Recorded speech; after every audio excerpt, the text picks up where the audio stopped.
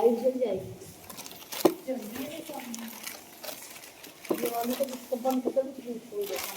ये कदली घात चावीत के मरण है।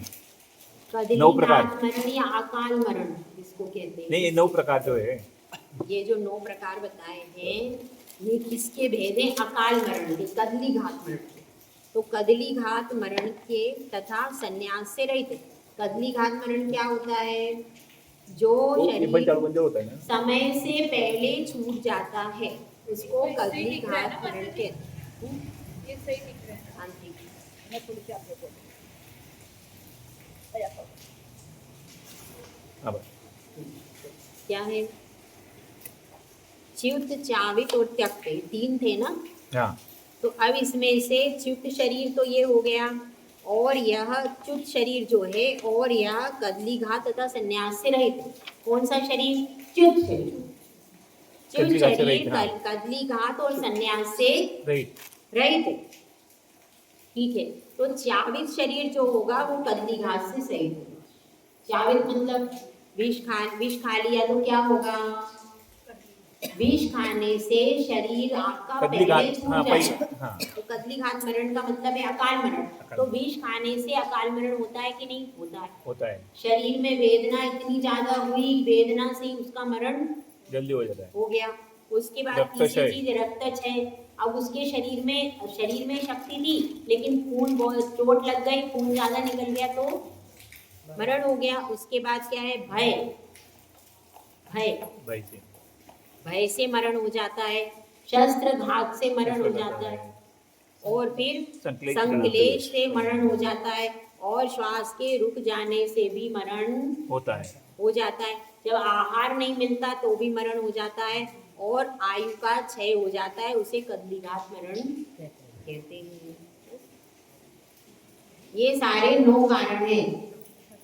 ये किसके हैं? कदली घात। तो ये च्यावित मरण में ही होते हैं। हाँ, वही बोल रहा मैं, चावित में हूँ। च्यावित जो मरण है उसमें भी हो सकता है। और यदि कोई महाराज पे उपसर्ग कर दे तो भी ये हो सकता है। जैसे कोई च्यावित में तो हो ही सकता है, जो सामान्य संसारी जीव है विष भी खा लेते हैं, या कोई खिला देता है, या ये सब चीजें संसारिक जीवों के साथ तो बनती है। लेकिन किसी ने महाराज को धोखे से विष दे दिया तो यह त्यक्त मरण में भी कदली घात हो जाता है। त्यक्त मरण में दोनों प्रकार से स्थिति हो सकती है। त्यक्त मरण में ऐसा भी हो सकता है कि आयु पूरी भोगने के बाद संन्यास मरण हो, ऐसा भी हो सकता है। और ऐसा भी हो सकता है जैसे किसी ने उपसर्ग कर दिया, श्यालिनी ने उपसर्ग कर दिया। गजकुमार मुनिराज तो युवा ही थे, उनकी सगाई हुई थी ना। गजकुमार मुनिराज जो थे वो युवा ही थे, उनकी तो सगाई मान हुई थी, तो युवा ही होंगे। उनके सिर पर सिगड़ी रख दी तो उनका भी तो अकाल मरण ही हुआ। 5 पांडवों को जिनको लोहे के आभूषण पहना दिए, अकाल मरण। तो उस समय पर भी हो सकता है। इसमें त्यक्त, जिसने दीक्षा धारण कर ली है, जिसने दीक्षा धारण कर ली है और क्या किया है?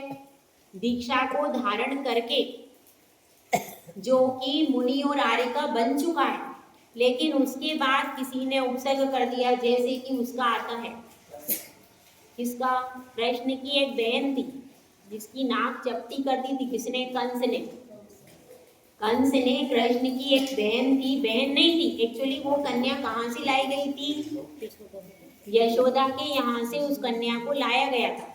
तो जब वह यशोदा के यहाँ से लाई गई थी तो उसकी नाक कैसी कर दी? तो फिर कंस ने देखा कि भाई अब तो कन्या हुई, कन्या क्या मारेगी मुझे, इसमें क्या शक्ति है? तो क्या फिर भी इसकी शादी नहीं हो तो इसकी नाक चपटी, नाक बचपन में दबा दी है तो दब गई उसकी। अब उसकी नाक चपटी हो गई तो सब लोग उसको चिढ़ाते थे, चपटी नाक वाली, चपटी नाक वाली। तो उसने क्या किया? फिर दीक्षा ले ली। दीक्षा ले ली तो वह जंगल में गई, आरिका थी, एक पेड़ के नीचे ध्यान कर रही थी, तो एक शेर आया और उसको खा गया।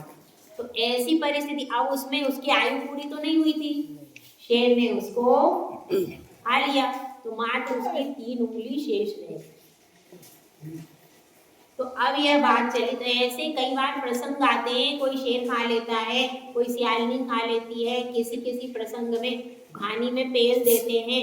ऐसी जो परिस्थिति होती है उसमें क्या होता है, उसमें च्यावित तो है, वो शरीर पककर छूटा नहीं, लेकिन अकाल मरण हुआ, लेकिन उसके बाद भी वो त्यक्त अकाल मरण है, मतलब उसने दीक्षा ले ली।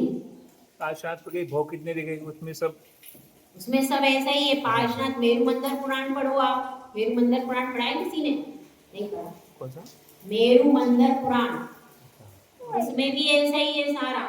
वो जो सत्य घोष था, हर भाव में वो राजा के लिए मारता है, हर भाव में वो आता है और वो मुनिराज बनते हैं। एक बार तो अजगर था, हाँ ये भी कहानियां थी।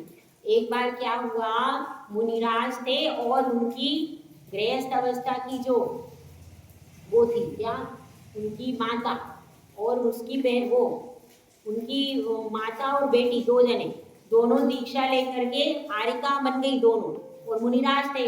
अब वे मुनिराज का दर्शन करने के लिए दोनों आई। अब जैसे ही वो आती हैं, सोई क्या हो जाता है, अजगर भी आ जाता है।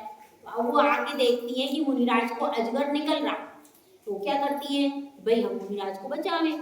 तो बचाने के लिए जाती हैं तो उनको भी अजगर गिर जाता है, तो वो तीनों मर जाते हैं। तो ऐसे भी मरण होता है। अब ये इनका क्या हुआ, अकाल मरण है। अगर उनका शरीर वैसे नहीं छूटता तो अभी और जीते कि नहीं जीते, अजगर निकल जाता है, सांप काट लेता है। ऐसी बहुत सारी परिस्थितियां मुनिराज को पहले ज्यादा होती थी, क्यों, क्योंकि पहले जंगल में रहते थे। अब भी होती है, कभी कभी हार्ट अटैक हो गया, कोई भयंकर कैंसर हो गया मुनिराज को, कोरोना हो गया मुनिराज को। अब जैसे रेण सागर महाराज थे, उनको कोरोना हो गया, तो कोरोना से उनका मरण ही हो गया ना, रेण सागर महाराज को। तो ऐसी कई सारी परिस्थितियां मुनिराज के जीवन में आती हैं। तो वे सब क्या हैं, वे सब उपसर्ग मानते हैं। उपसर्ग क्यों होता है, यही कारणों से तो होता है। यही सब कारण, कोई विष दे देता है, कोई कड़वी तुमड़ी देता है, ये सब कौन करता है, श्रावक देता है। तो श्रावक अपने द्वेष के वशीभूत ऐसे सब कार्य करता है, तो इसका क्या हो जाता है, इसलिए ये भी अकाल मरण हो जाता है। और कभी अच्छे से अपनी साधना कर रहे हैं, 90 साल की उम्र में 90 साल पूरे करे महाराज, ऐसा भी हो सकता है, होता है। सब तरह की परिस्थिति उनके होती है, और जब वो परिस्थिति नॉर्मल होती है तो क्या कहलाता है, त्यक्त मरण। जब वो च्युत मरण भी उनका हो सकता है, मुनिराज का मरण च्युत मरण भी हो सकता है। कैसे, अगर उन्होंने दीक्षा ली और उनकी आयु जब पूरी हुई तभी उनका शरीर छूटा, तो उनका मरण कौन सा हो गया, च्युत मरण। त्यक्त च्युत मरण हो गया। अच्छा, दीक्षा ले ली उन्होंने, संन्यास धारण किया, लेकिन आयु पूरी हुई तब उनका शरीर छूटा। और च्यावित कैसे हो जाएगा कि दीक्षा तो ले ली, लेकिन किसी पशु ने, पक्षी ने, आदि ने उपसर्ग कर दिया, तो उन्होंने समता पूर्वक क्या कर लिया, समता पूर्वक उसको सहन किया और स्वर्ग में चले गए या मोक्ष में चले गए। तो इस तरह से इसको अपन को डबल भी समझना चाहिए। ये इसमें किताब में नहीं लिखा, ये इस किताब में नहीं लिखा, लेकिन अपने को अपने ज्ञान से, अपने अनुभव से समझना चाहिए कि भाई त्यक्त मरण में उपसर्ग भी होता है और सामान्य से क्या होता है, सामान्य से भी मरण होता है, दोनों चीजें। तो अब ये अपनी बात चल रही है, ज्ञायक भू शरीर के समझ में आ गया सबको, च्युत, च्यावित और त्यक्त, ये 3 मरण होते हैं, ठीक है। तो अब इसमें बतलाया था, सुबह विष, वेदना, रक्त क्षय, भय, शस्त्रघात, संक्लेश और श्वास के रुक जाने से, आहार के न मिलने से, इन सब कारणों से आयु का क्षय होता है, हो जाता है। उसे कदली घात मरण कहते हैं। यानी जो आयु थी, जैसे आयु कितने वर्ष की थी, हाँ साल में है 90 साल की आयु थी। तो अब वह 90 साल की आयु यदि 30 वर्ष का बालक की कितनी थी, 90 साल की आयु थी उस बालक की, लेकिन 30 वर्ष में ही मर गया, काय से, एक्सीडेंट से, तो ये क्या हो गया, कदली घात मरण उसका हो गया, ठीक है। अब यहाँ पर बात चल रही है गाथा नंबर है 60 साल की आयु में, वही तो सुबह बताया था मैंने, कि उसमें क्या होता है, आयु के निषेक जल्दी जल्दी गिरते हैं, श्वास तेज हो जाती है, हार्ट बीट तेज हो जाती है, और उसमें आयु के निषेक जल्दी जल्दी गिर जाते हैं सारे। तो उससे क्या हो जाता है, आयु पूर्ण हो पूरी आयु पूरे निषेक गिर गए, तो बची नहीं आपकी आयु। जितनी श्वास थी, जितनी हार्ट बीट थी, जितनी आयु थी, वो आयु के निषेक पहले एक एक करके गिरते थे, अब सारे आयु के निषेक एक साथ में गिर गए। तो क्या हो गया, तो एक साथ में गिरने के कारण उसको क्या हो गया, कदली घात मरण, मरण तो हुआ, और मरण जितनी आयु थी उतने ही आयु के निषेक उसके निश्चित, जैसे 100 निषेक थे निश्चित, अब वो पूरे के पूरे 100 निषेक निकल जाएंगे, चले जाएंगे, तभी मरण होगा। यदि उसमें एक भी निषेक रह गया तो मरण नहीं होगा।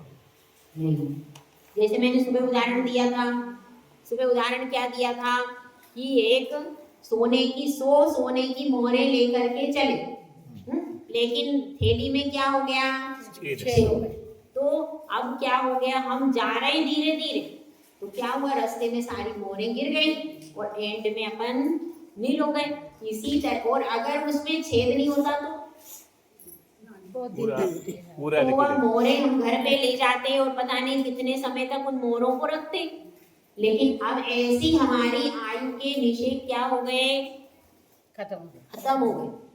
और इसका उदाहरण ऐसे भी है कि भाई 100 मोहरें लेकर के एक व्यक्ति जा रहा था, उसको रास्ते में ठोकर लग गई, जैसे ही ठोकर लगी वो 100 मोहरें एक साथ गिर गए। ये भी हो सकता है, दोनों चीजें हो सकती हैं।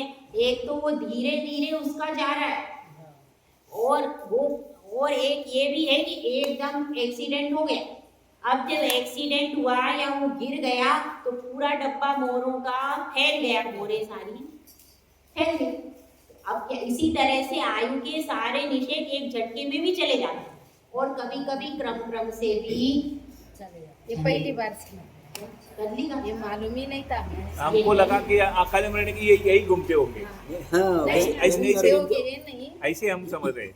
हाँ, शावक नहीं, पर ये मालूम नहीं था कि से निषेक एक करके भी, जैसे मैंने एक मोहर का बताया था, अब वो मोहर ले जाकर के लंबे समय तक भी रख सकता था।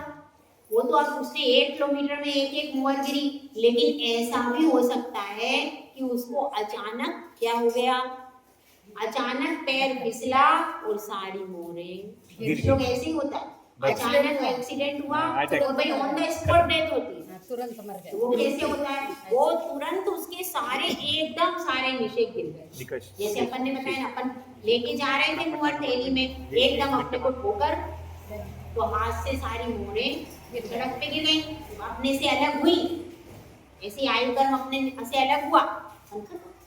आयु कर्म की उदीर्णा होते हैं। हाँ, आयु कर्म की उदीर्णा हो जाती है, समय से पहले जो उदय में आने वाले थे वो सारे निषेक गिर गए। आयु कर्म की समय से पूर्व, समय से पूर्व जो उदीर्णा हो जाती है वही है क्या, अकाल मृत्यु। ये बताओ, ठीक है। अब इसके बाद बता रहे हैं गाथा नंबर 58। ये बोले भूत वगैरह, मतलब ये बोले जैन धर्म।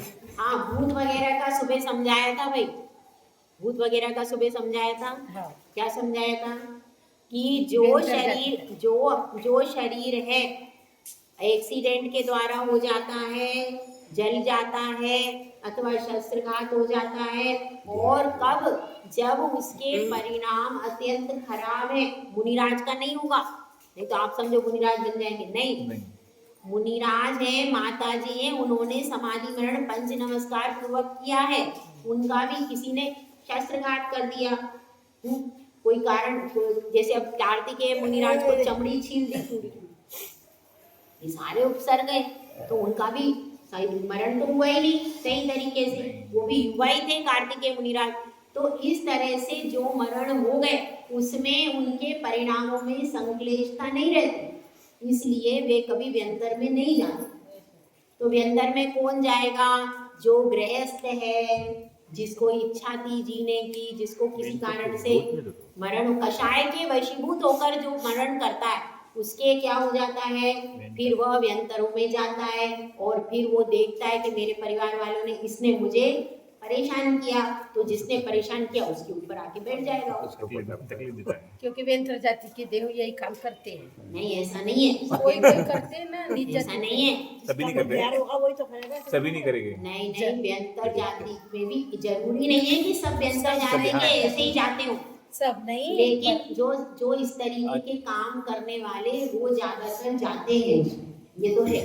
लेकिन ऐसा जरूरी नहीं है कि सारे व्यंतर वो ही होते हो, ऐसा नहीं। सम्यक दृष्टि भी रहते हैं। सम्यक दृष्टि भी हो जाते, जन्म से तो नहीं होते, पर बाद में सम्यक दर्शन को भी वो प्राप्त कर जाते हैं। इसलिए कुछ व्यंतर ऐसे होते हैं, पर सब होते हैं ऐसा नियम सबका नहीं लगा। ठीक है, तो अब इसमें बता रहे हैं गाथा नंबर 58। कदली घाद समेदम चाग विहीणम तु चैदमदि होदी घादेन अघादेन या पडिदम चागेण चत्तमिदि। इसमें बताया गया है गायक का जो भूत शरीर कदली घाद समेदम, कदली घात से नष्ट हो गया है। अपन ने पढ़ा था ना, गायक कौन है, जो कर्म कांड शास्त्र का ज्ञाता है, उसको क्या कहा है, गायक शरीर। तो गायक का जो भूत शरीर यानी पहले वाला शरीर, गायक का जो पहले वाला शरीर कदली घात से नष्ट हो गया। मतलब क्या हुआ इसका, कोई मुनिराज थे या कोई गायक था, पंडित भी हो सकता है, श्रावक भी हो सकता है, कोई भी कर्म कांड शास्त्र का ज्ञाता था, लेकिन उसका शरीर कहीं किसी ने विष दे दिया या कोई कारण बन गया, तो उसका एक्सीडेंट हो गया, किसी कारण से उसका शरीर क्या हो गया, कदली घात मरण से नष्ट हो गया। कदली घात में सारी ऊपर की चीजें निकाले, ठीक है। परंतु संन्यास से रहित होता है। क्या कहा, संन्यास नहीं लिया, संन्यास उसने नहीं लिया, यही बता रही हूँ मैं। वो गायक था तो पंडित हो सकता है, जानता था, पंडित था या श्रावक था, कोई भी था उसमें, लेकिन वो संन्यास नहीं लिया, उसने दीक्षा नहीं ली। श्रावक था या पंडित था, गायक था, तो वह गायक शरीर जो है उसका जो भूत शरीर कदली घात से नष्ट हो गया है। उसका पहले वाला शरीर कैसे नष्ट हुआ, कदली घात। परंतु संन्यास से रहित होता है, वह च्यावित ऐसा होगा। इसमें यही बताया गया है, भूत शरीर कदली घात से नष्ट हो गया, लेकिन क्या हो गया, संन्यास से रहित है, तो क्या कहलाएगा, च्यावित कहलाएगा। मतलब च्यावित शरीर वही होगा जो संन्यास से रहित होगा। ये बता, कदली घात सहित अथवा उसके बिना,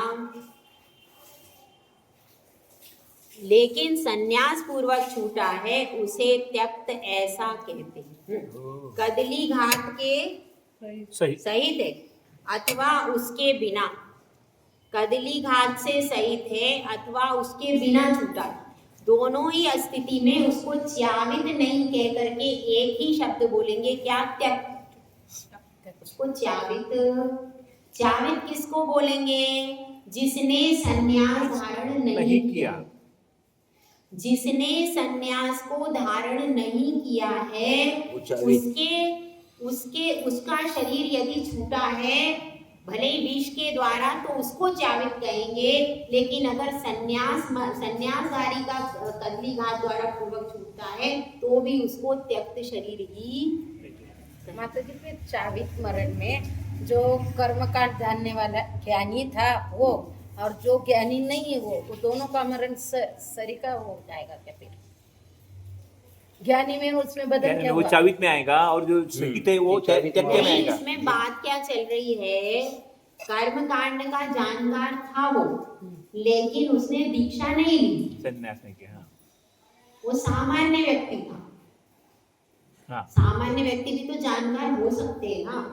सामान्य व्यक्ति का मरण यदि अकाल मरण के द्वारा हुआ है, तो वह च्यावित चावित कहलाएगा। बन रही है। और यदि मुनिराज या आरिका है, उनका क्या एक शरीर है, तो वो क्या कहलाएगा? वह त्यक्त ही कहलाएगा, च्यावित नहीं नहीं कहलाएगा। कहलाएगा। क्योंकि उनके भोजन हुआ क्योंकि तो उन- भी त्याग हो नहीं, जाता ये है, क्यों ऐसा नहीं। कहलाएगा बताइए। हाँ भैया आप बताओ ऐसा क्यों? क्योंकि वो उन्होंने संन्यास लिया है बस। मैं बताऊँ ना? ये अच्छा जैसे कि समझ लो नहीं भी समाधि मरण लिया, पर जब ये आर हुआ तो दूसरे दिन तक त्याग कर नहीं, वो देते, आहार का प्रकरण नहीं है यहाँ। सब त्याग कर देते। फिर देखो इसका कारण यह है कि जो त्यक्त शरीर है, हमारे यहाँ अपेक्षा क्या चल रही है, इसमें संन्यास की अपेक्षा है। यहाँ पर संन्यास प्रमुख चीज है। प्रमुख चीज है। संन्यास महत्वाचा. और जिसने संन्यास ले लिया वह कैसा हो गया? वह वरिष्ठ हो गया, महान हो गया। और वह महानता होने के कारण अब उसका संन्यास महत्वपूर्ण है। अब उस और उसके संन्यास लेने के बाद में ये क्रिया हुई। पहले क्या है? साधारण मनुष्य पहले संन्यास लिया उसने, संन्यास. पहले उसने दीक्षा ली, बाद में च्यावित मरण हुआ। ध्यान रखना, पहले क्या हुआ? पहले उसने दीक्षा ली, बाद में उसका अकाल मरण हुआ या कदलीघात मरण हुआ। तो दीक्षा महत्वपूर्ण है, वो त्यक्त कहेगा. इसलिए उस दीक्षा के अंदर ये सब समा जाएगा, त्यक्त शरीर ही कहलाएगा। दीक्षा के अंदर समा गया ना ये सब चीजें, और उसके तो कोई नियम था ही नहीं ना। वो जो दूसरा जानकार था उसका कोई नियम, जबकि इनका जीवन भर का नियम था। ये साधु थे, इन्होंने दीक्षा ली थी, पहले इन्होंने समाधि मरण का संकल्प कर लिया था। इनकी विशेषता तो होगी, जिसने पहले ही समाधि मरण का संकल्प कर लिया है और पंच परमेष्टि के ध्यान रूप समाधि की है, तो इसलिए उनका त्यक्त मरण कहा जाए। उनका च्यावित का मतलब तो क्या है? उसके तो कषाय के परिणाम, उसके परिणाम भी अच्छे नहीं, परिणाम की बात भी ठीक है, लेकिन यहाँ पर संन्यास जो है वो पहले लिया गया। बात क्या चल रही? अब वो संन्यास, जो कुछ होगा वो संन्यास लेने के बाद हुआ है। तो संन्यास में फिर उपसर्ग आदि हो सकते, वहां पर संभावनाएं बनती, तो उसमें संन्यास रत्नत्रय मुख्य चीज हो।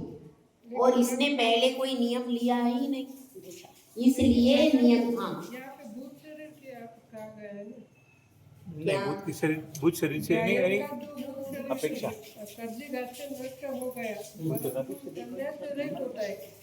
हाँ तो ठीक है ना, वो शरीर तो च्यावित कहला है। च्यावित का मतलब ही यह है जो शरीर छूट चुका है, उसकी बात चल रही है। जो शरीर छूटा नहीं उसके बारे में अपन कैसे जानेंगे? जब कोई मरण कर जाएगा तब तो हम जानेंगे कि भैया विष खाया इसने, कि इसने क्या किया, कैसे मरा। तो ये सारी गणना कब होगी? जब मरण हो जाएगा। मरण होने के पहले तो हो ही नहीं सकती ना। मरण होने के पहले आप कुछ भी नहीं बोल सकते कि च्युत है कि च्यावित है कि त्यक्त है। बोल सकते हो क्या? सारी चीजें मरण होने के बाद ही डिसाइड होंगी। वर्तमान शरीर बस मरण के बाद। वर्तमान नहीं, जब शरीर छूट जाएगा तब आप डिसाइड करोगे भाई इसका मरण कैसे हुआ, इसने साथ दीक्षा ली थी, इसका कैसे हुआ, इसने शायद विष खाया था, इसका कैसे हुआ, इसकी आयु पूरी हो गई। फिर तो मरण को बाद में डिसाइड, क्योंकि मरण पहले से डिसाइड कर ही नहीं सकते ना। मरण के बाद ही बोला जाएगा इसमें। हाँ, पहले बोल ही नहीं सकते। ત્યારે જ ભૂત થઈ જશે. हाँ, ભૂત શરીર. और मरण के बाद भूति हो जाएगा। નહીં નહીં ભૂત શરીર, પાછલું શરીર, पिछला अब शरीर. यहाँ पर ये बताया है जो कदलीघात से नष्ट हो गया है परंतु संन्यास से रहित है, उसको ही च्यावित बोला जाएगा। और जिसने पहले संन्यास धारण कर लिया, पहले संन्यास धारण किया, बाद में यदि उपसर्ग परिचय के द्वारा उसका मरण हुआ तो क्या कहलाएगा? त्यक्त. उसमें त्यक्त शरीर क्यों कहलाएगा? क्योंकि उसने पहले दीक्षा ले ली।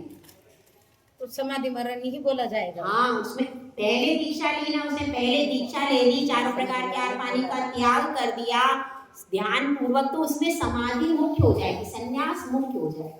इसलिए उपसर्ग के आने पर भी उनको समाधि मरण ही कहते हैं कि नहीं? ये क्या? तो इसलिए यहाँ पर मुख्य क्या हो जाएगा? संन्यास मुख्य है, इसलिए उस च्यावित को न लेकर के त्यक्त को ही लेंगे। अब देखिए તો થયો પણ આપણા તો સમજી લે દીક્ષા લઈ લીધી હે ને માતાજી માંગે દીક્ષા લે લી સમાધિ મરણ નહીં થાય પછી મરણ થઈ ગયો તો રીતે સમાધિ મરણ હતા समझ में आ गया? त्यक्त मरण कहलाएगा वो, हाँ। त्यक्त बताओ, चलो च्युत चावित और त्यक्त बताओ। हाँ प्रतिभा जी। च्युत मरण में ऐसा आयु पूरी अच्छे से 80 साल 90 साल पूरी करी वो च्युत मरण। चावित में चावित मरण में कदली घात मरण जिनका हो रहा एक्सीडेंट हुआ या विष ले लिया या कुछ भी ऐसा तो वो चावित मरण में आएगा। चावित मरण में आयु पूरी नहीं होती है। आयु पूरी नहीं होगी ना, आयु पूरी नहीं होती है, लेकिन किसी परिस्थिति के कारण आयु के सारे निषेध खिल जाते हैं। और संन्यास भी नहीं लेता। हाँ, ये पॉइंट बहुत बढ़िया है चावित मरण। संन्यास भी नहीं लिया होता। और उसने संन्यास भी नहीं लिया तभी चावित कहलाएगा। यदि संन्यास लिया है तो फिर वो त्यक्ति त्यक्त कहलाएगा। होगा। यानी कदली घात मरण जैसा हुआ एक्सीडेंट हो गया और उससे संन्यास ले लिया तो नहीं, बाद में नहीं लेना। बाद में नहीं हुआ, बहुत बड़ी बोला आपने, बाद में पहले। नहीं लेना। बाद में भी कुछ लोग ले लेते हैं। लेते हैं ना माता जी समझदार ऐसा से भी बाप होता में है। ही गया उसका। हाँ, ऐसा भी कुछ लोग करते हैं कि किसी ने एक्सीडेंट हुआ है और बिल्कुल मरण के समय तो कोई नहीं ले पा रहा। जगन्य वाला जो होता है जो साधु बनते त्याग दे देते हैं माता जी जैसे कुत्ते का अपन देते त्याग वगैरह जनावर थोड़ा बहुत त्याग दे देंगे पर पूरी धारिका दीक्षा मुनि दीक्षा नहीं हो सकती। एंड टाइम पे बिल्कुल एक्सीडेंट हो गया, बिल्कुल मरण कर रहा है, उस समय कैसे दे देंगे? थोड़ा बात दीक्षा लेके जो समाधि होती है ना कुछ वो नहीं। दीक्षा लेकर ही होती है। वो बात नहीं चल रही। ये कह रही है कि एक्सीडेंट हुआ था और एक्सीडेंट के बाद तुरंत उसने दीक्षा ले ली। तो ऐसा नहीं सुना नहीं, सकता। ऐसा कोई सुना भी नहीं है अभी तक तो कोई सुनने नहीं आया। तुरंत नहीं पर कोई कोई एक्सीडेंट नहीं, के बाद ऐसा- सब महीने में मरता है कोई 15 दिन में मरता है तो उतना भी मरो अब वो हाँ वो बातें कर तो वो तुरंत ऐसा का थोड़ी मरण कि तुरंत मर रहा है ऐसा। तो वो मरण नहीं माना जाएगा। वो तो एक्सीडेंट हुआ था, उसका मरण थोड़ी हुआ। हाँ जो महीने भर बाद मरा या 15 दिन बाद मरा एक्सीडेंट के तो उसका मरण थोड़ी हुआ। नहीं फिर वो उसने दीक्षा ले ली फिर वो बात अलग है। फिर तो वो वो कदली घात मरण नहीं और वो तुरंत के तुरंत नहीं आयु के निषेध के लिए। वो तो थोड़ा बहुत उसको हाथ पैर टूट गया होगा। फिर कदली घात मरण नहीं हाथ बना। पैर में मतलब वो सामान्य एक्सीडेंट होगा, ऐसा एक्सीडेंट नहीं होगा जिसमें प्राणों का ही क्षय हो जाए। वो सामान्य हाथ पैर छिल गए, थोड़ा बहुत फ्रैक्चर हो गया तो उसने फ्रैक्चर सुधरवा के फिर दीक्षा ले ली, तो ऐसा वो अलग चीज हो जाएगी। वो बात यहाँ पर तो ऑन द स्पॉट उसका मरण होगा। तब फिर वो अगर महीने भर बाद होगा, साल भर बाद होगा तो वो नहीं इसमें माना। वो कदली में आएगा ही नहीं। वो कदली घाट मतलब मरण होना उस समय पे तब माना जाएगा। ठीक है, तो अभी ये समझ में आ तख्त का गया बोलते ना माता है। तख्त का बोलते त्यक्त का यही है। त्यक्त मतलब क्या है? त्यक्त में एक तो सामान्य से आयु का क्षय होता है। त्यक्त का मतलब सबसे पहले उसने संन्यास धारण किया। सबसे पहली कंडीशन क्या है त्यक्त में? उसने संन्यास धारण किया। उसके बाद किसी ने उपसर्ग उसके ऊपर किया। एक तो सामान्य से आयु क्षय हो जाए, दो प्रकार से होगा त्यक्त मरण। एक तो सामान्य से जितनी आयु उसकी थी 90 साल की उसने भोग ली और चला गया, उसमें तो कोई प्रश्न ही नहीं है। अब ये दूसरी चीज क्या है उपसर्ग। कि उसके ऊपर उपसर्ग आ गया या उसको कोई क्या हो गया, पक्षी आदि ने उपसर्ग कर दिया, किसी जीव जंतु ने उपसर्ग कर दिया, तो उसका क्या हो गया? मरण। तो अब वह त्यक्त शरीर था और वो उपसर्ग के कारण मरा है, तो उसको च्यावित क्यों नहीं कहेंगे? क्योंकि वो च्यावित शरीर में समाधि या संन्यास होता ही नहीं है। च्यावित शरीर संन्यास से रहित है, उसमें संन्यास का विकल्प ही नहीं है। लेकिन इसमें तो वह व्यक्ति चारों प्रकार के आहार पानी करके पहले ही त्याग कर चुका है, पहले ही मुनि आयिका या छुल्लिका के पद पर वो है, पिच्छीधारी व्यक्ति। तो उस पिच्छीधारी का यदि किसी उपसर्ग से मरण हो जाता है तो उसको त्यक्त मरण ही कहते हैं। माता भले जी वो नियम से स्वर्ग में ही जाते होंगे, ऐसा मरण भी हुआ हाँ तो स्वर्ग में ही जाएगा ना। हाँ त्यक्त मरण। दरवश ना। केवल उनका त्यक्त ही नहीं, नहीं, त्यक्त मरण ही है। ये पढ़ के माता माता जी स्वर्ग मोक्ष की बात नहीं नहीं, हाँ ये नहीं बोल रही कौन सा मरण हुआ, ये पूछा है उन्होंने। त्यक्त, हाँ त्यक्त ही मरण हुआ, त्यक्त मरण हुआ, बिल्कुल। त्यक्त मरण हुआ है। और अपन यही माने कि जो समाधि मरण होता है उसमें वो स्वर्ग ही जाते हैं। बस एक नॉर्मल चीज यही माने कि वह स्वर्ग में ही जाते हैं। माता जी फिर यानी जो जिन्होंने संन्यास लिया है उनका अकाल और प्रतिघात नहीं पकड़ा जाएगा ना? नहीं, अकाल मरण तो होता है पर उसका नाम क्या है? त्यक्त। च्यावित नहीं पकड़ा नहीं जाएगा। पकड़ा जाएगा। चावित्र्य पकड़ेंगे। च्यावित नहीं पकड़ा जाएगा। उनका मरण क्या होता है? त्यक्त में वो च्यावित गर्भित हो जाता है।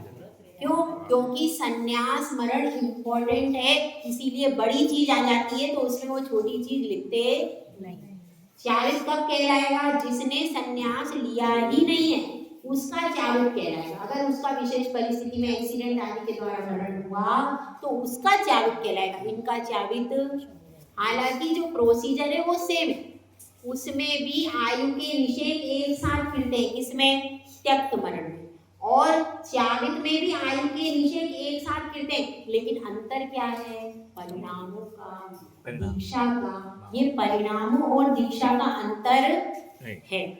ठीक है, क्या है?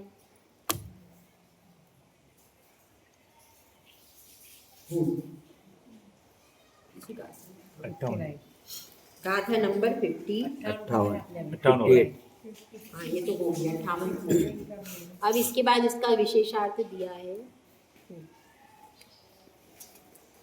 अब आप पढ़ बता रहे दीदी, ये वाला विशेषार्थ पढ़ दे तो। नो आगम द्रव्य कर्म 3 प्रकार का है। नो आगम द्रव्य कर्म 3 प्रकार का है, ज्ञायक शरीर, भावी और तद्व्यतिरिक्त। नो आगम द्रव्य कर्म अपन ने क्या पढ़ा था? आगम द्रव्य कर्म। किसी को ध्यान हो तो आगम द्रव्य कर्म की परिभाषा क्या है? जो शरीर कर्म कांड का जानकार है, वर्तमान में उपयोग से रहित है, वह क्या है? आगम। आगम द्रव्य कर्म। आगम वह, उसमें जीव को लेना। वह जीव कौन है? आगम अदृश्य, अजदाता। चलो आप बताओ, इसको पढ़ लेते हैं एक बार। कर्म स्वरूप के जानने वाले जीव का शरीर क्या है? ज्ञायक शरीर, नो आगम द्रव्य कर्म। अब कर्म स्वरूप को जानने वाला जो जीव है उसका शरीर क्या कहलाएगा? नौ कर्म। ज्ञायक शरीर, क्योंकि नो आगम से आप क्या समझोगे? नो आगम से समझना है, उसमें तो जो अपन ने पहले पढ़ा था वो जीव की अपेक्षा से कर्मकांड का जानकार है, वर्तमान में उपयोग से रहित है। जो अपन ने परिभाषा पढ़ी थी वो कैसी है? वह है जीव की अपेक्षा। लेकिन यहाँ पर पढ़ रहे हैं ज्ञायक शरीर, नो आगम द्रव्य कर्म। वो क्या पढ़ा था? ज्ञायक शरीर, आगम द्रव्य कर्म। ठीक है, अब यहाँ पर क्या पढ़ रहे हैं? नो आगम द्रव्य कर्म। नो आगम का अर्थ क्या है? शरीर। ध्यान ही नहीं आ रहा बात तो। वो इसी में आया था, इसी में। नो आगम द्रव्य कर्म जो है, तो बाद में माता जी बोर्ड पे बता देंगे। पहले सुनो ना, पहले सुनो चर्चा में। नो आगम द्रव्य कर्म को समझ लो पहले। इसमें क्या बताया है?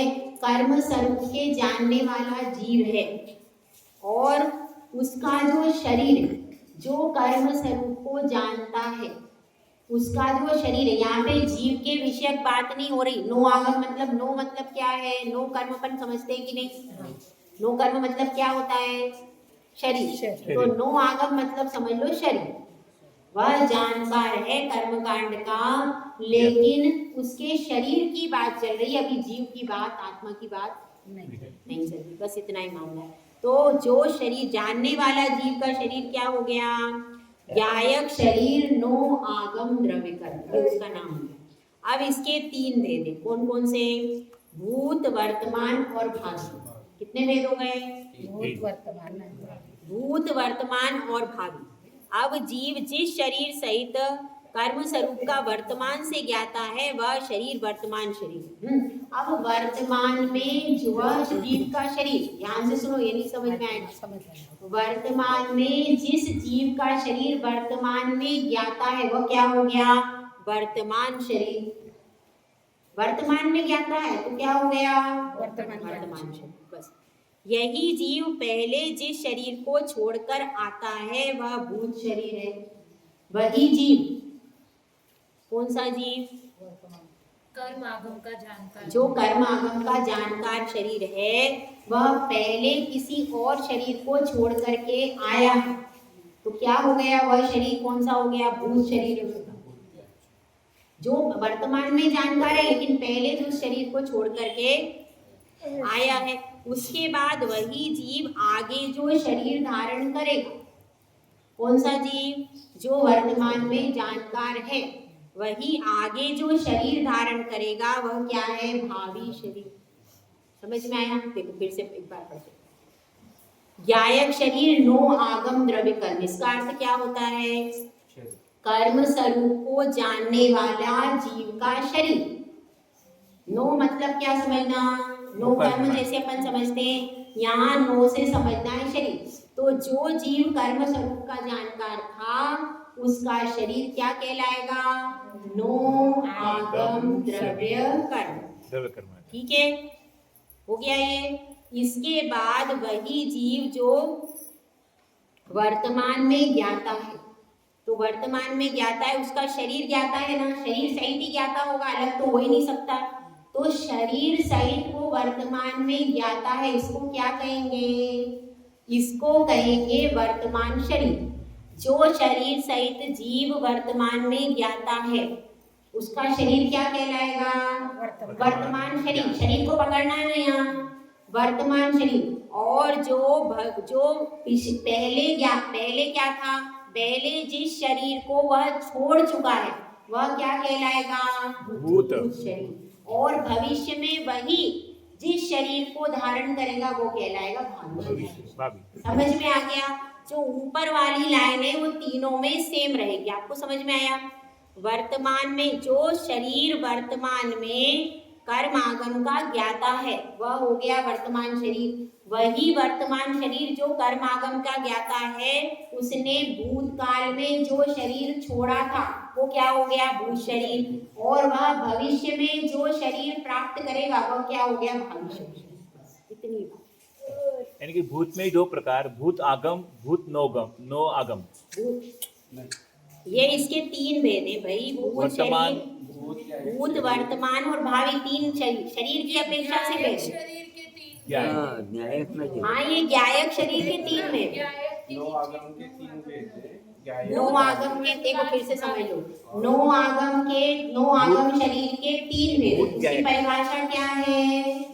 उसकी परिभाषा यह है कि कर्म स्वरूप को जानने वाला जो जीव का शरीर है, कर्म स्वरूप को जानने वाला जो जीव का शरीर है उसका नाम क्या है? ज्ञायक शरीर नो आगम द्रव्य कर्म।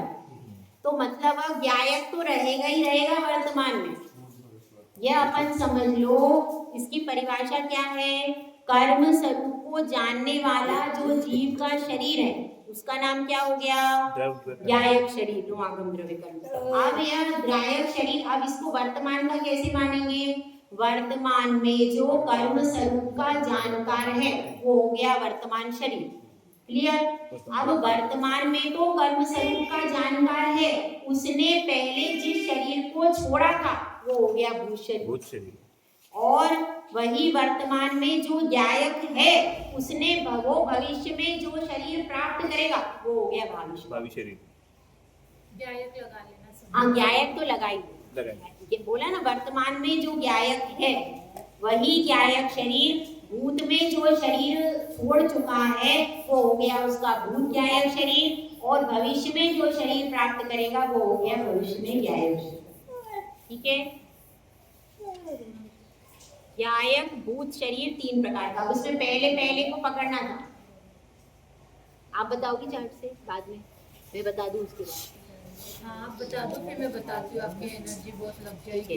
ज्ञायक भूत शरीर, अब सुन लो, ये मैंने बताया था पहले इसकी गाथा आ चुकी है। ज्ञायक भूत शरीर तीन प्रकार का है, च्युत, चावित और त्यक्त। ये तो अपन पढ़ चुके हैं, तो उसमें ये अपन तीनों जानते हैं। च्युत भी जानते हैं, चावित भी जानते हैं और त्यक्त भी जानते हैं। ठीक है? अब इसके बाद त्यक्त शरीर के तीन भेद भी आपने बता दिए। त्यक्त शरीर के तीन भेद हैं, वो एक गाथा पढ़ लें फिर आपको दीदी समझा। त्यक्त शरीर के भेद कहते हैं, सुनो गाथा नंबर 59, अभी सब समझा देंगे। सुनो गाथा नंबर 59, त्यक्त शरीर के भेद। भत्त पैण्णा इंगिणी, पाउगविः चत्तमिदीति विहम् पाउगविधियं चत्तमिति दिव्यं भत्तपैण्णाति विहा भक्तपैनादिविहा जहन्नमध्यम वरायतः। जहन्नमध्यं मुराजः। इसमें कहा गया है भक्त पैणा यानी भक्त प्रतिज्ञा, इंगिनी और प्रायोग गमन। क्या क्या बताया है? भक्त प्रतिज्ञा, इंगिनी और प्रायोग गमन। इस प्रकार मरण विधि के भेद से 3 प्रकार हैं। क्या क्या है? भक्त प्रतिज्ञा, इंगिनी और प्रायोग गमन। इस प्रकार मरण विधि के भेद से 3 प्रकार है। उसी प्रकार भक्त प्रतिज्ञा यानी भक्त प्रतिज्ञा 3 प्रकार की है। ठीक है, देखो भक्त पैणा तिविहा यानी भक्त प्रतिज्ञा 3 प्रकार की है, जगन्य, मध्यम और उत्कृष्ट। कौन कौन सी है? जगन्य, मध्यम और उत्कृष्ट 3 प्रकार की भक्त प्रतिज्ञा है। ठीक है, त्यक्त शरीर भक्त प्रतिज्ञा, इंगिनी और प्रायोग गमन। इस प्रकार मरण विधि के भेद से 3 प्रकार है और उसी प्रकार भक्त प्रतिज्ञा 3 प्रकार की है, जगन्य, मध्यम और उत्कृष्ट। ये 3 प्रकार की क्या हो गई? भक्त प्रतिज्ञा। ठीक है, अब आपको दीदी चार्ट नहीं 60 नंबर भी पढ़ भक्त प्रत्याख्यान का मतलब क्या है? ये आगे बताएंगे। भक्त प्रतिज्ञा मतलब भोजन की प्रतिज्ञा लेकर के जो मरण किया जाता है वह क्या है? भक्त भक्त प्रतिज्ञा। और इंगिनी और प्रायोगम इन तीनों के यहाँ पर आगे बताई जाएगी। प्रत्याख्यान और प्रतिज्ञा एक ही बात है, भक्त प्रतिज्ञा कहो, भक्त प्रत्याख्यान कहो, एक ही बात है। एक ही बात है, दूसरी बात नहीं। 60 नंबर पढ़ो अब आप, तुम निचार 60 नंबर का भी पढ़ लो ना, सेम ही है साथ में। सारी एक ही साथ हो गई। वो सारा बचा है। नहीं नहीं बस ये- प्रायोग गमन का लक्षण भी तो है आगे। ठीक है, रहने दो। चलो बताओ, हाँ बता दो। वो नहीं पाएगा कि 10 मिनट में। दिख रहा है क्या बोर्ड सबको यहाँ से? इधर ऐसे करना पड़ेगा। वहाँ पे रखो, उधर बीच में। सामने हाँ, उधर टेबल पे सामने रखो। रखो। ऐसा कर, इसके साथ इसके पाटे के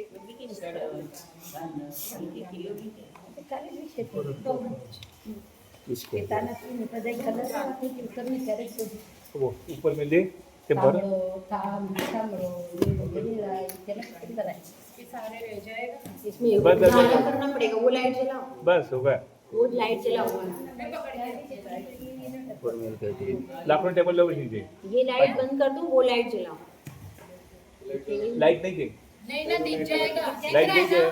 नहीं दिख रहा है। हो जाएगा। हाँ, तो बटन चालू है, दिखाना लाइट तो है, जाएगी। सुन लो। पीछे हो जाओ ना, थोड़ा सा पीछे हो जाओ तो लाइट लाइट नहीं। कोई चल हाँ लाइट पढ़ने जाएगी। में थोड़ी आ रहा है, अक्षर ओ बारीक टेबल देखो। में हाथ कुछ लगा नहीं दिख रहा है उसमें।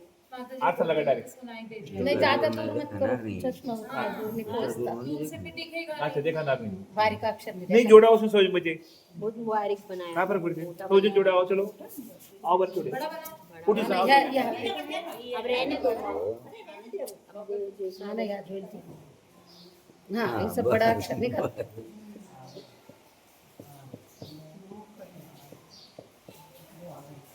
ठीक है, दिख रहा है अब? हाँ अब छोड़ो, सुन लो। वो दिख देखो, द्रव्य निक्षेप, नाम निक्षेप, स्थापना निक्षेप तो क्लियर है। अब द्रव्य निक्षेप की क्या परिभाषा थी? द्रव्य निक्षेप की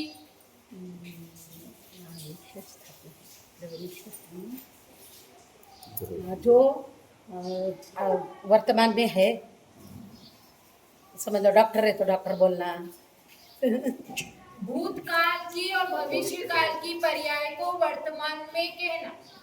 जैसे जो राजा बनने वाला है उसको राजकुमार की अवस्था में क्या कह दिया? राजा। और जो पहले राजा था लेकिन फिर भी उसको वर्तमान में क्या कह रहे हैं? राजा। वो था लेकिन फिर भी है, राजा राजा ही कहते हुए आ रहे। तो वही जो उसका नाम अपन कहते हैं, चाहे वो भूतकाल में था चाहे भविष्य काल में होगा, लेकिन उसको वर्तमान काल में कहते हैं, वो होता है द्रव्य निक्षेप। ठीक है, गड़बड़ था साइन होते। अब हुआ क्लियर? द्रव्य निक्षेप के 2 भेद बताए, आगम द्रव्य निक्षेप, नो आगम द्रव्य निक्षेप। आगम निक्षेप की क्या परिभाषा थी? आगम द्रव्य निक्षेप की क्या परिभाषा थी? जो कर्मागम का जो जानकार है, ऐसा जीव जो कर्म आगम का जानकार है लेकिन वर्तमान में उसके उपयोग से रहित है, क्योंकि वो वर्तमान में क्या कर रहा है, खा रहा है, सो रहा है, पी रहा है, कुछ और पढ़ा रहा है, कुछ और चल रहा है उसकी प्रेजेंट लाइफ में। तो जैसे मैथ्स का टीचर है, जब वो मैथ्स पढ़ाता है तब क्या है, वो कर्मागम का जानकार, वो मैथ्स का जानकार है। अभी भी वो मैथ्स आती है कि नहीं आती है उसको, लेकिन अभी वो पढ़ा नहीं रहा, तो कर्म आगम का जानकार है लेकिन वर्तमान में उपयोग से रहित है। ऐसे वो जीव को कहते हैं आगम द्रव्य निक्षेप। तो जीव यहाँ पर किसको लिया, जीव को, उस जीव की बात की आगम द्रव्य निक्षेप। अब 9 आगम द्रव्य निक्षेप में क्या करना है, ऐसे जीव का शरीर लेना। यहाँ पे मुख्यता किसकी रहेगी, शरीर। जो जीव के अलावा बचता है उस सबको इसमें लेना है, तो उस बचे हुए में भी शरीर मुख्य है, इसलिए यहाँ पे इसको शरीर को लेंगे। तो क्या बताया कि ऐसा जो जीव जो कर्म आगम का जानकार है, ऐसे जीव के शरीर को यहाँ पर हमें ले। अब इस 9 आगम के भी 3 आई कर देना है करना का, अरे बाप, इस 9 आगम के भी 3 भेद। पहला है ज्ञायक शरीर, दूसरा है भावी, तीसरा है तद व्यतिरिक्त। सुना ना अभी माता जी के मुंह से, याद है, ज्ञायक शरीर, भावी और तद व्यतिरिक्त। ज्ञायक शरीर की क्या परिभाषा है, वो शरीर जो कर्म आगम का जानकार है। क्या, वो शरीर जो कर्म आगम का जानकार है, उसके 3 भेद। ज्ञायक मतलब ज्ञाता, कर्म आगम का ज्ञाता, जानकार, वो ज्ञायक शरीर। ठीक, अब ज्ञायक शरीर के 3 भेद, भूत ज्ञायक शरीर, वर्तमान ज्ञायक शरीर और भावी ज्ञायक शरीर। भूत ज्ञायक शरीर, वर्तमान ज्ञायक शरीर और भावी ज्ञायक शरीर। ठीक है, भूत ज्ञायक शरीर मतलब जो उसका पहले का शरीर था वो कर्म आगम का जानकार था। वर्तमान ज्ञायक शरीर, उसका अभी का जो शरीर है वो कर्म आगम का जानकार है। भावी ज्ञायक शरीर, उसका जो अगला शरीर मिलने वाला है वो शरीर भी कर्म आगम का जानकार रहेगा।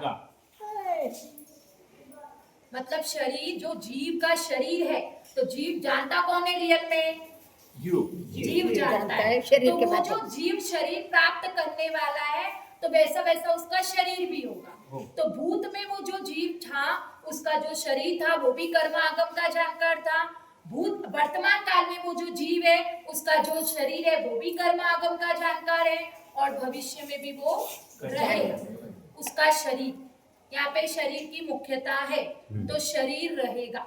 ठीक है, अब उसका जो पिछला शरीर है वो कैसे छूटा, वहां से वो छूटा तभी तो वर्तमान में आया, तो वो कैसे छूटा उसके 3 भेद बताए, च्युत, च्यावित और त्यक्त।